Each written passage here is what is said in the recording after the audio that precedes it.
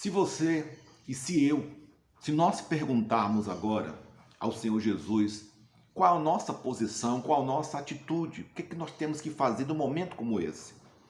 No momento em que o mundo está do jeito que está, no momento que o mundo se encontra da forma que se encontra, guerras, pandemias, ameaças de uma guerra, de uma terceira guerra mundial, quer dizer, o que fazer?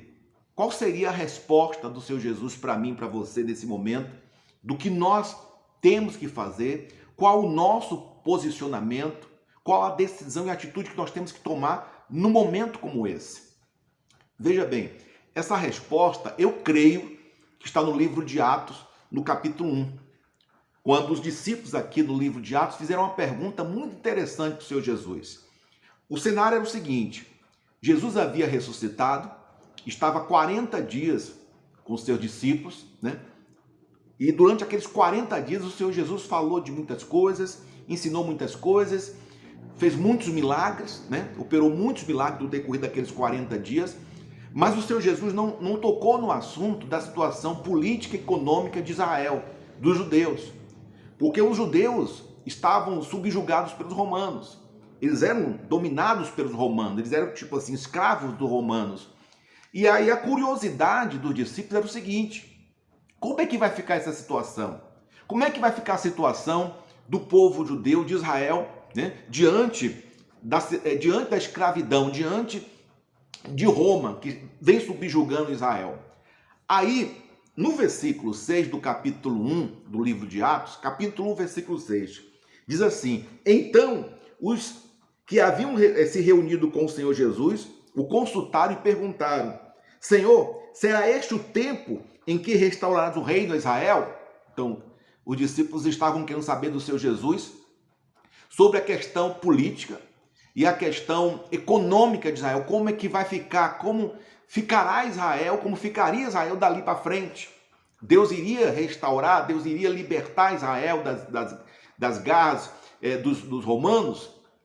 E aí o Senhor Jesus respondeu o seguinte: essa eu creio que é a resposta de Jesus para mim e para você nesse exato momento. Eu creio que essa resposta que o Senhor Jesus deu para os seus discípulos serve para hoje também, serve para agora, para mim e para você. Jesus respondeu o seguinte: ele lhes afirmou: não vos compete saber as épocas ou as datas que o Pai estabeleceu para a sua exclusiva autoridade. Aqui Jesus quer dizer o seguinte: não foque nisso. Em outras palavras, ele quis falar isso. Não foque nisso. Não fique focado nisso. Não se preocupe com isso. Está nas mãos de Deus. Compete a Ele. Deixa que Ele faz a obra, deixa que Ele venha agir. Agora, vocês, é o seguinte, aí Jesus diz no versículo 8: contudo, recebereis poder quando o Espírito Santo descer sobre vós, e sereis minhas testemunhas, tanto em Jerusalém, como em toda a Judéia e Samaria e até os confins da terra.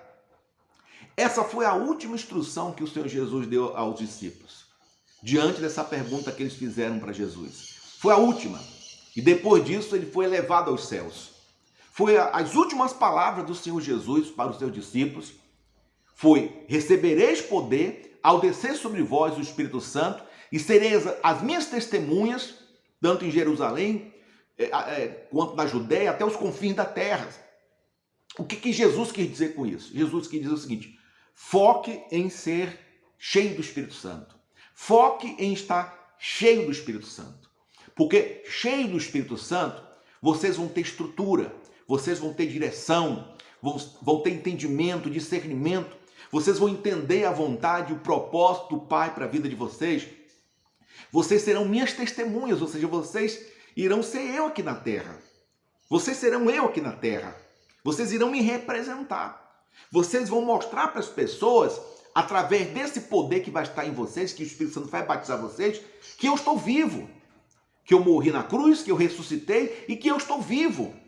Vocês vão mostrar para as pessoas, através da manifestação do poder, que eu estou vivo. Essa é a prova que você vai dar para as pessoas no mundo inteiro, de que o Jesus que viveu neste mundo durante 33 anos, o Senhor Jesus que fez tantos milagres aqui na terra como ser humano, esse Jesus de Nazaré que foi crucificado, que morreu na cruz, Ele ressuscitou e ele está vivo, ele está à direita do Pai, e as pessoas, elas vão crer nisso porque vocês vão manifestar o poder. O poder vai estar com vocês vão ser eu aqui na terra. Então foque nisso. Foque exatamente nisso. E assim vocês terão direção, estrutura, compreensão, entendimento, discernimento, coragem, ousadia, valentia para enfrentar o que vier. Só através do Espírito Santo, só batizados com o Espírito Santo, vocês irão alcançar isso. E Jesus ainda disse o seguinte, olha, não saiam de Jerusalém.